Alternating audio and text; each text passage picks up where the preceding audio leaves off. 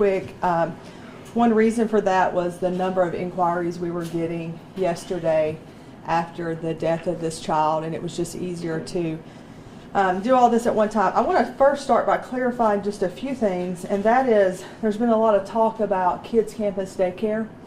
I can't say enough about that daycare. That daycare was in no way involved in this, and I think we sometimes run with press lines or headlines of kid dead at daycare, and I want to just make very clear that the child was actually brought to the daycare in a vehicle to the parking lot. So I want you to all understand this isn't a situation where a worker or an employee there left a child in the daycare. Okay, so I want to clarify that for the members of the public and for all those people, because I don't think it's fair for that daycare to in any way potentially be in any bad light as a result of this situation.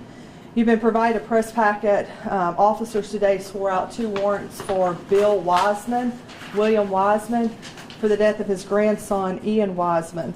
These are not intentional acts. These are reckless acts and or criminally negligent acts. The evidence based on the arrest warrant affidavit that was filed showed that the grandfather picked the child up that morning, went straight to his place of business, left the child in the truck, returned to the truck on 3 different occasions, but indicates that he always thought that he took the child to daycare. On 3 different occasions, he was back in the truck, drove in the truck with the child in the back. As you'll see from the affidavit, that car seat was forward-facing. It was not rear-facing. So as a result of his behavior and his acts, the child died from a prolonged exposure to heat. I have given you an entire copy of the public information that was filed by the officer in this case. I want to first of all just thank the work of Edward Hull, Investigator Hull of the Blount County Sheriff's Office, Investigator Mike Harris with the Oneonta Police Department, Mark Moon with the Sheriff's Office, Chief Clifton with the City of Oneonta Chief's Office, or Police Office Chief Clifton. Blount County DHR also assisted in this case. Our investigation is ongoing. As we speak, there's currently additional interviews taking place, but the officer did move with these charges earlier, about 1:30 or so, when he presented his affidavit to the magistrate here in Blount County, which warrants were issued. I do not know what the bond amount is. I am aware that Mr. Wiseman is at the Sheriff's Office, and at some point in the near future he will be taken into custody for these charges. You said he's at the Sheriff's Office, so was he arrested? At some point he will be arrested. He is there. I can't tell you whether or not he's been arrested at this exact moment, but I expect that to follow in the next hour. And are you a mother yourself? I am. I have a 3-year-old and a not 2-month-old. Can you just give us a reaction to this? I mean, we hear about things like this happening across the country, but is it different when it happens here at home?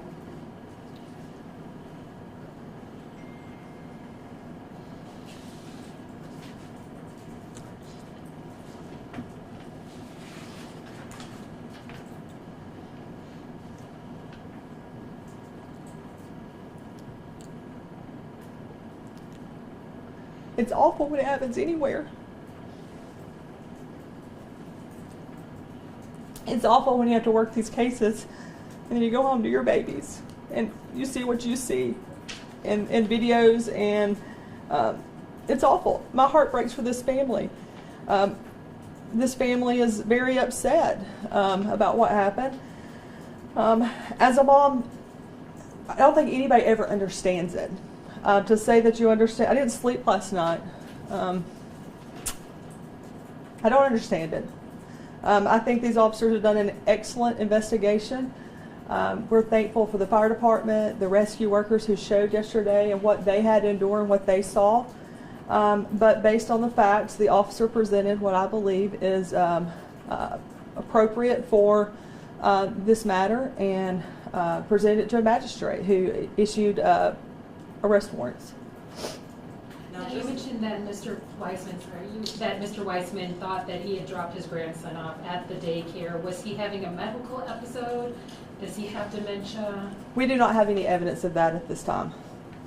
Okay. And was the child a member of that daycare and he just thought he did? That's correct. Okay. You'll see from your affidavit, he went back to the daycare thinking he had left the child there, but had been in the vehicle 3 times that day from the time he picked the child up until he returned back to the daycare. So I know we said extended hours. Do we have a distinct time, number of hours? I think your affidavit that you were provided will have that information.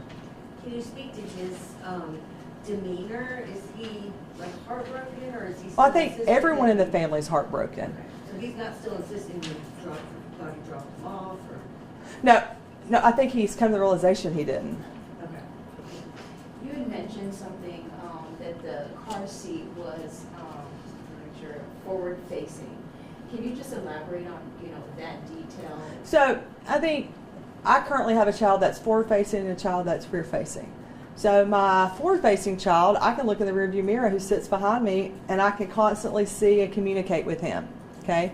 My rear facing child, I have a mirror on the back because she's facing opposite of me, so I can't see her face. So I have a mirror on the back of that so that I can, when I look in my rear view, I can see my son who's sitting directly behind me, who's forward, but then I can also see my child who is rear facing through the mirror. And I think you'll be able to tell from the affidavit how this child was sitting. This keeps happening across the country. What needs to happen to prevent more of these deaths from happening? I don't know. I don't understand it.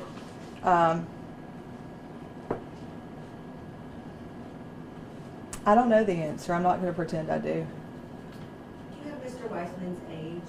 I believe he's 56 years of age. He was born in '66, if I remember correctly. Is this the first car death in Blount County? Since I've been here, since 2011, I would say. Any other questions? Again, refer to your affidavit. We're not going to do any more press conferences. Not being disrespectful, but don't call or text because this will be all you'll get from me. And I do have 2 children at home at night, and it's been a long few days, and so I'm hoping that this will resolve everything. Sheriff Moon couldn't be with us today, neither could Chief Clifton. They had a prior engagement this afternoon. We had moved this due to some developing things this morning. But I think this will speak, the affidavit will speak for itself as to the facts of the case. Okay. I do have a follow-up. Will this go through family court, or is this? No, it's a misdemeanor and a felony, so it'll go through district court, be presented to a grand jury. A grand jury can always change the findings should they choose to do so, or change the charges. They can choose to no bill, or they can choose to true bill the case. They can choose to add charges, take charges away. And remember, everyone's presumed innocent until proven guilty in a court of law, so make sure we understand that as well. How is the rest of the family doing? Not well. I mean, I think to ask that question, I mean, I can't imagine losing my child, and I can't imagine having a family member. So I don't, it's just not I might give you a Nick Saban answer. That's just a crazy question to ask. That's all? Yeah. Thank you, guys. Thank you.